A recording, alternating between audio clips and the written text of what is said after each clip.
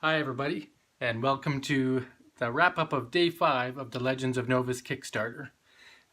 Today we're sitting at about 23% at the end of the day. Still have 152 backers, I believe.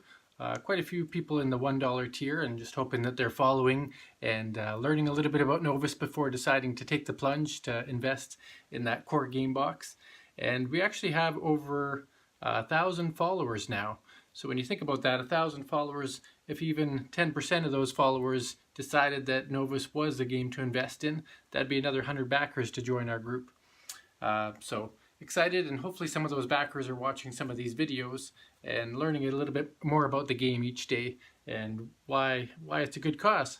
So today we're going to talk a little bit about the exploration mechanic, and we're going to go to the table in just a minute and show you that. It won't be as long a video as the other day, but we'll still showcase some of those key parts of the game.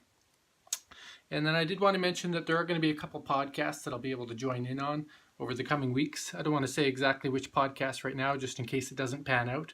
But I have reached out to a few individuals, and that might help just to kind of get the word out and learn a little bit about Novus from their audiences.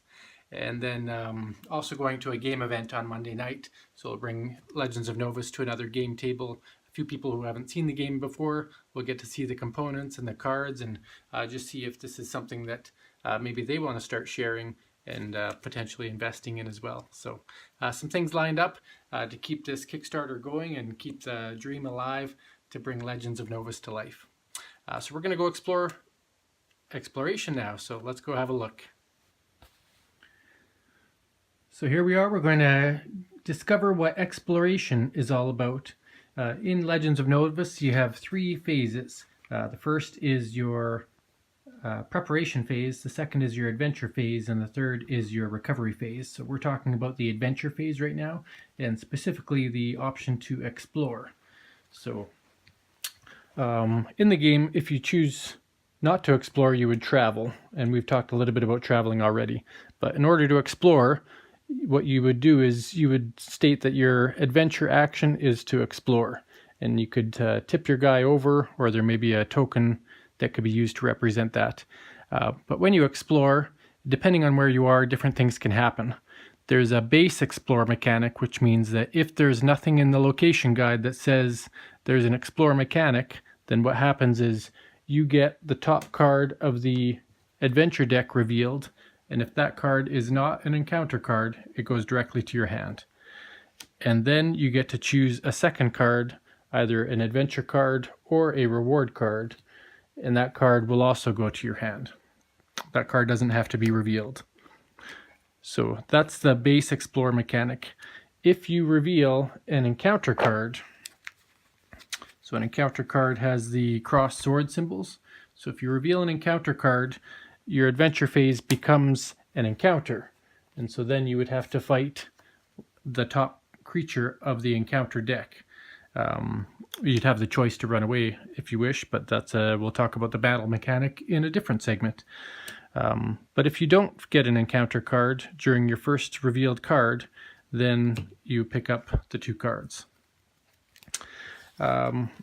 So you can do that exploration basically at any point in the game, provided you did not explore last turn. So if I am tipped over or I have something represented that I explored last turn, I cannot explore again on my next turn. And that's to prevent you from camping out in one location and just collecting cards or doing whatever the explore mechanic of that location is. There are some locations that give you specific explore mechanics. So for example, if I were in the foothills of Turin, in the location guide, it will state that when I explore there, rather than doing my regular explore action, I will reveal cards from the top of my encounter deck until I come across a humanoid. And once I come across that humanoid, the other cards get shuffled back in the deck, and I would fight that creature. So those explore locations are very specific to help you always be able to find a creature in case you really just want to get out there and earn some experience in combat. Then there's other locations when you explore that there's very specific actions. So for example, in the Tropics of Delmeria, if you explore there, you're going to end up fighting the Reptosaur, and it's unique to that particular location. Or you'll see if you explore in Zondera's Cloud City, you're going to automatically gain some experience.